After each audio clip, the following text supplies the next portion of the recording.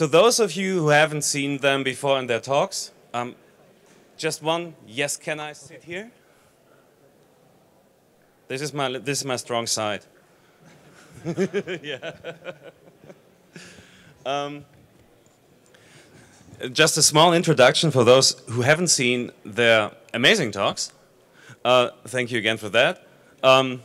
This is Max Salomon. Max is a co-founder and a producer at Black Dot VR Films. And to his right side, this is Sven Blido. You're the CEO of Slice, a super diverse production company who is very good in doing 360 and VR from Berlin, and also a member of the Berlin-Brandenburg Virtual Reality Association and founder. And last but not least is Yiming Liu, and he's the president of the Chinese chapter of the VRARA, which is like a Virtual Reality Augmented Reality Association. So welcome. And the reason why we chose these three speakers and guests is because we want to talk about closing the ranks in this community, I would say, and not business, we all live in at the moment, because it's not just a job, it's a lifestyle. You spend so much time in making this and hopping from conferences to conferences, and even more like spending so much time stitching stuff and trying to convince people how great VR can be, and 360 videos, what they can do for you, for your business, and for your personal empathy, for example. And but it's still three different markets. So there's the European market, then there's the American market, and the Chinese market. There's also the Japanese market, which is just kind of left out right now because we just don't have the time to speak about 4 markets. And what I want to do now is play in the first round, play a little game. So each of you is an expert in what's going on in your market, but you also have a perception of the other markets. What's going on in China? Everybody is trying to find out what's going on in China, and like what's about Europe and the US. So where's the good tech coming from? What's about storytelling, good content? So 3 different markets and perceptions. Okay, this is a picture.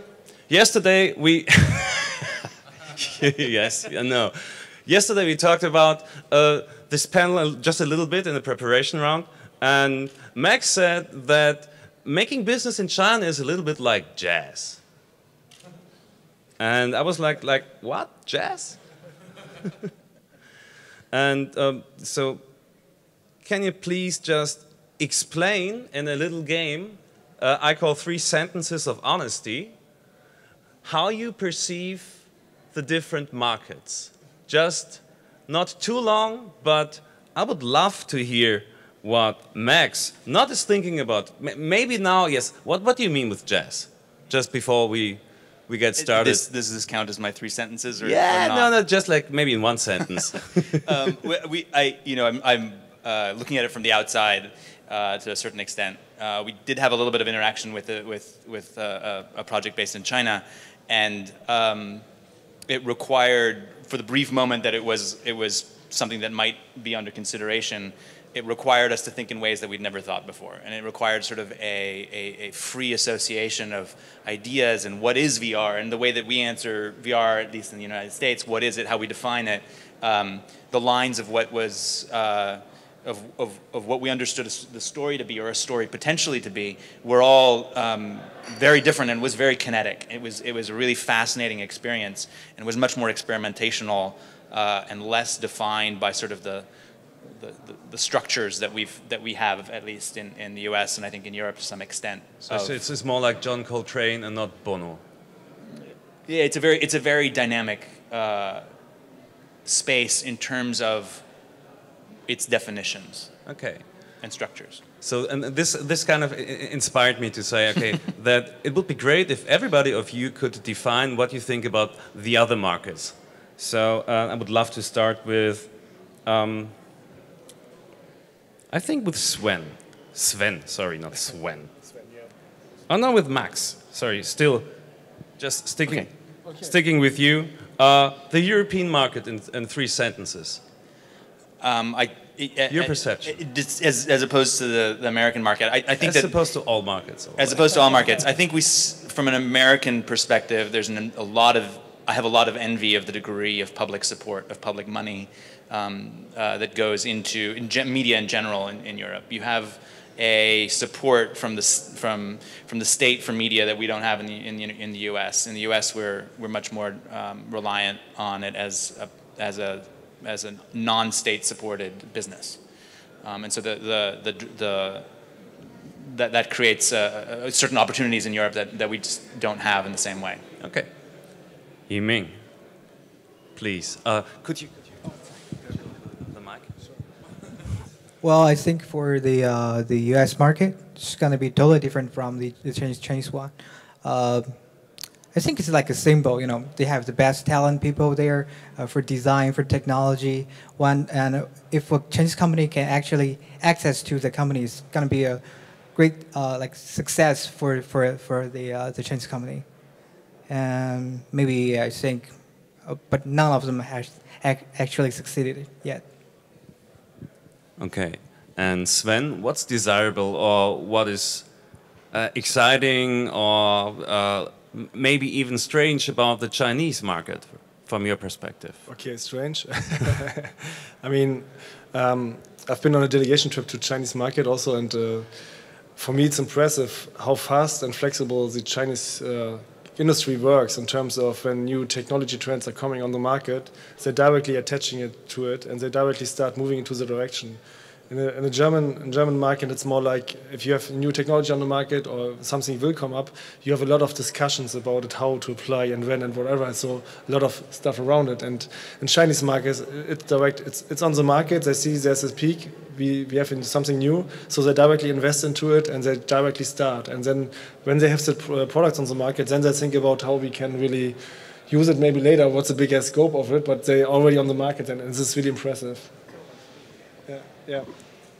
Just one question. Can you hear us? Yes? Okay. Or should we use the mics and put them a little bit closer to our mouths? Yes. Okay. Okay. So this was just the warm-up.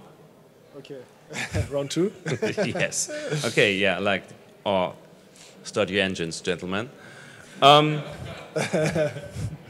do you measure success in the US? And maybe this is something I want to ask you again, because, I mean, you're half European, half American. This is why you're perfect for this.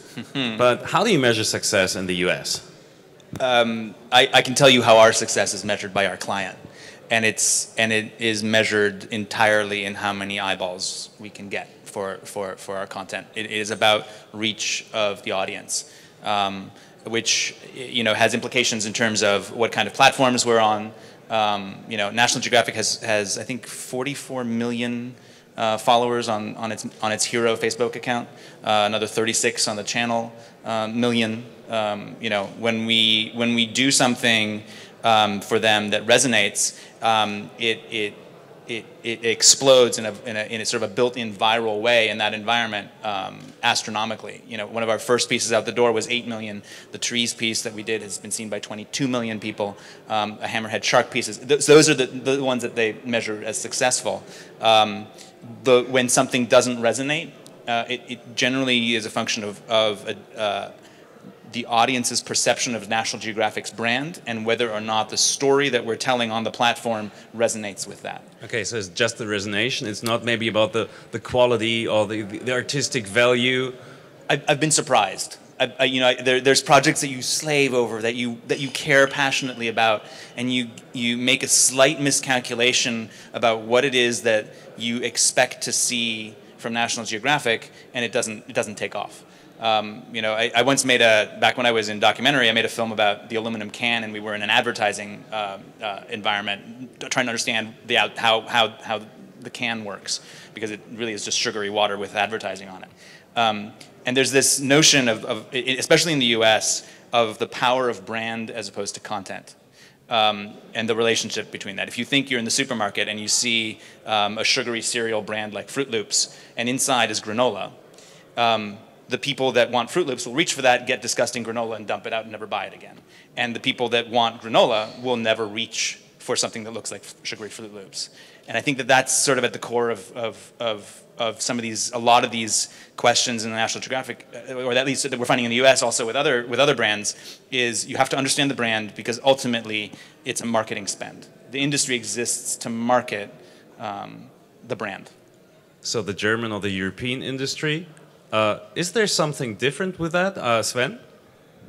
I think we have to differentiate in it because if you look at just the entertainment industry, that's of course often hard to really define KPIs, and we have a lot of subsidiaries here.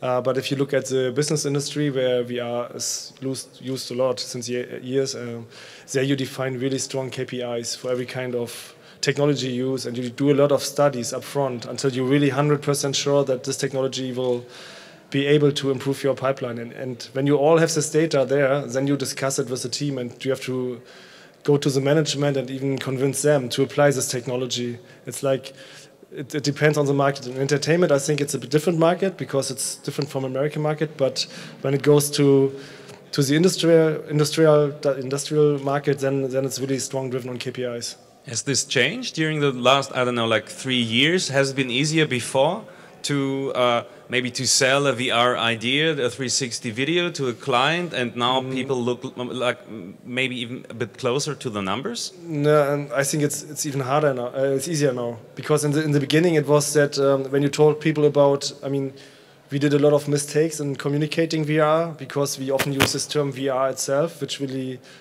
I mean, a lot of clients don't recognize this term, and they think, oh, what is VR, what is AR and MR, and they just don't want to tackle it down with some kind of technology. They want to tell a story or a product, and so it's more like, in the beginning we often were too focused on this topic like technology, and now I see the clients start to understand what's behind the technology and behind the stories, and it's more like about how to tell a story, and then you figure out, is there maybe this technology like AR or VR necessary to use it or not? But it's not that you talk about this technology itself so much anymore, and this is really helpful. Yiming, what about China? Success in China, what does it mean? How do you define it? I think the standard could be different, you know, because the user numbers, like 500,000 users, it's like nothing in China.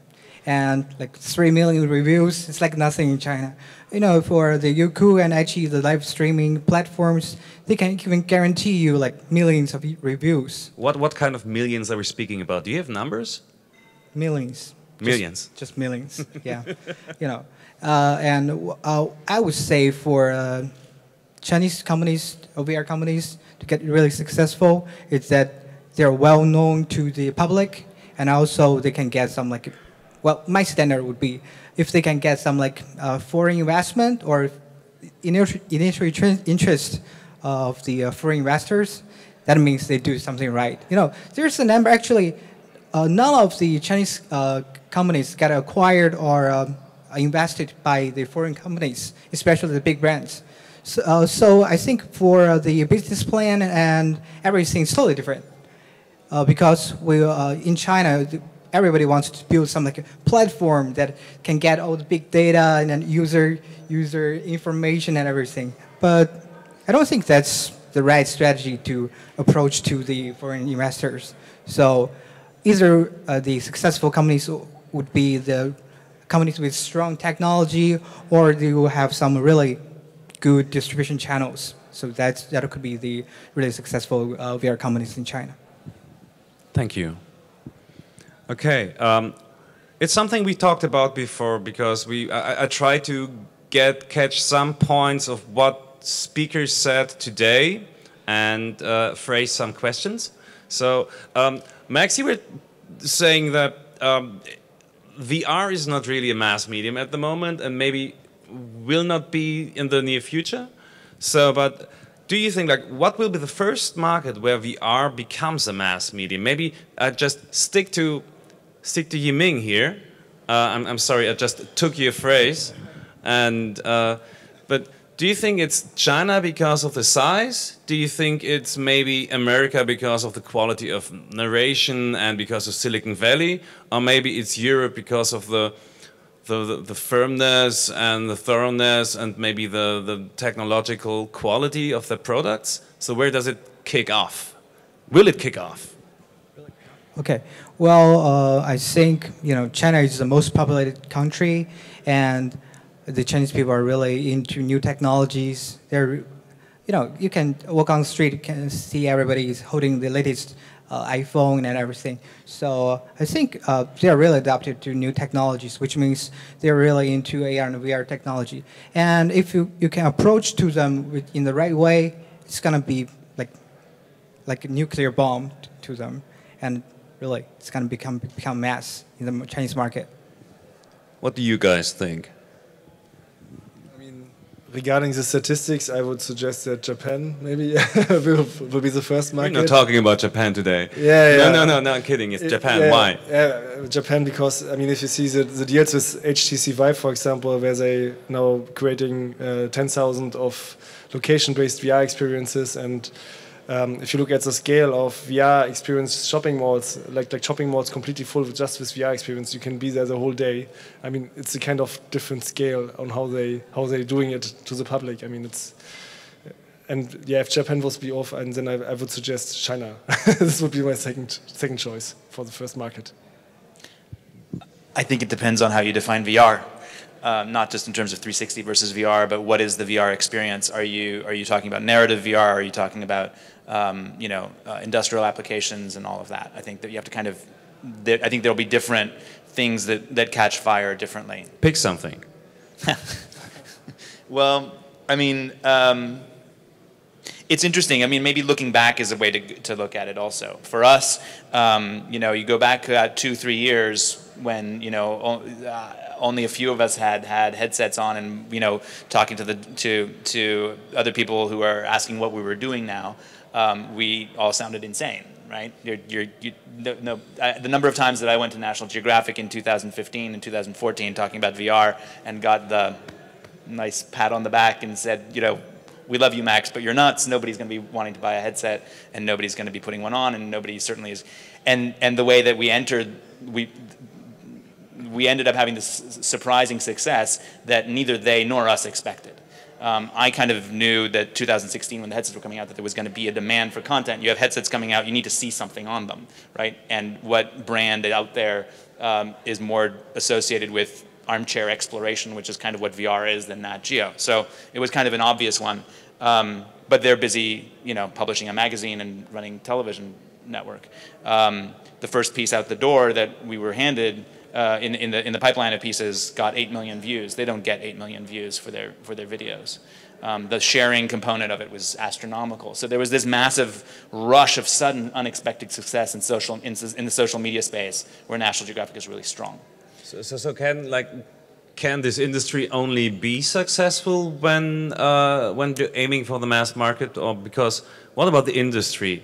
Sven, for example, please, because I think you have experience in working with industry clients. In the industry, it's like a really old topic to work with VR. They have cave systems, and using VR. If you look at production pipelines, for them, what is now changing is because the head-mount displays and all the technology around it gets so cheap that you can scale it now on a really to nearly every kind of factory, and the only thing you know to have to create is one time the content, and then you can scale it out because the equipment is really, really cheap actually. But then on the other hand, the whole industries are or the big commercialized organizations, they are like really slow-moving beasts on the market. It's not when there's new tech there that they will directly attach to it, and they have really, I would say, traditional ways of working with data and how to handle all the information. And you have to find ways actually not just to implement the data, but I think the hardest challenge is actually in the heads of the people to make them change and to accept the technology, and that they really move forward and say, okay, I will apply it for my whole pipeline, and I will use this. So the whole change process in the company is, I think, the biggest challenge we have to conquer when we want to attach this new kind of technology to the industry. You mean you know that when Sven mentioned the slow-moving beasts? What about China? Is there already a market? How does China implement virtual reality, for example, maybe industry training for their factories, for their maybe R&D? So is there already a big demand for that? Well, I don't think there are really too many companies has realized the potential of the VR trainings or the VR maintenance simulations. There's concept about the Industry 4.0, right? But I would say most of the industry companies in China, they haven't even reached to 3.0.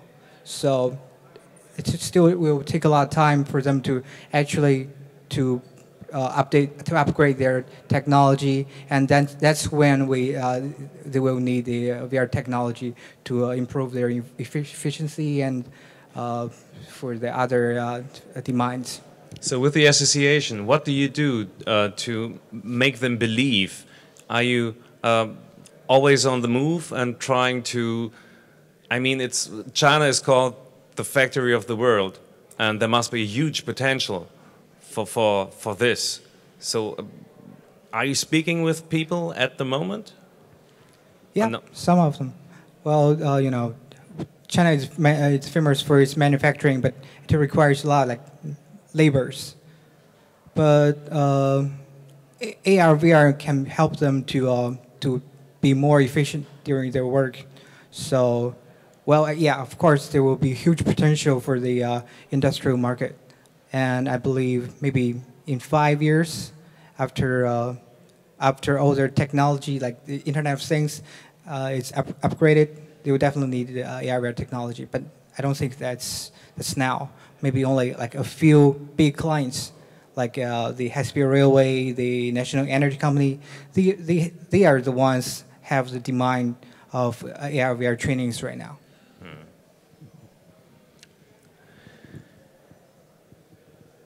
It's not a mistake, this picture, the honest diapers. It's because I think everybody knows the example of the family getting, I think, commercial like advertising for diapers or baby stuff because the daughter was pregnant, nobody knew, but Facebook knew.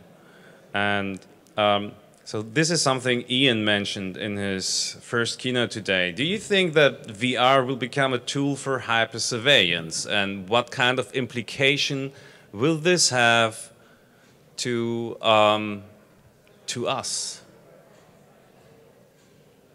Huh. I know you weren't prepared because this is something we haven't talked about yesterday. Yeah. Good thing. I think, at least in the European market or in Germany, I mean, surveillance was a really huge topic before, I would say, Facebook entered into the market of the late majority. Then there was, until this tipping point was like, the half of the population here was totally against surveillance. And when they tried to put cameras on the streets, a lot of people going on the street and demonstrating against it. And when we were over this kind of tipping point, where more people were actually on Facebook, then the whole story of the people changed that it is normal to be there, and if you're not there, you are somehow weird. And so the whole topic then went into the direction that I don't have something to cover, I can just put all my data on there. And since then it's like at least in Europe, it's a complete different talk because the whole kind of data privacy has changed in their heads completely, because before it was a complete different story. And so I don't think that it's, I mean VR will support, of course, more data gathering, especially now with the iPhone. You have your whole face tracking camera system in there. You will have now eye tracking within the head-mount displays. So you get more and more data about every client on the streets. But the question is, do they really care about all this stuff? And I think this is a bit of disappointment because this has changed in Europe a long time ago already with Facebook. Maybe it's another depth or level of data we just offer. Max, what do you think? Sorry, just try to switch as much as possible between you guys. I think that there's surveillance is something that we're just going to have to become comfortable with. I think, we're already giving up a lot of data about ourselves. We're allowing apps that we don't really understand how they operate to do things on our phones. and record potentially things that we're not aware of. So that's, I think, just a fact of life. I think that the question is, how are we going to use that surveillance data in VR? I think that there's, you know, I think, sort of going back to a previous question, I think that there's different applications for VR, and they're going to be different in different contexts. From in the American market, where, you know, Americans are really good storytellers. There's you know, a lot of the world's entertainment comes out of one country. And I think there's an implication for how it is that we tell a story using that surveillance data.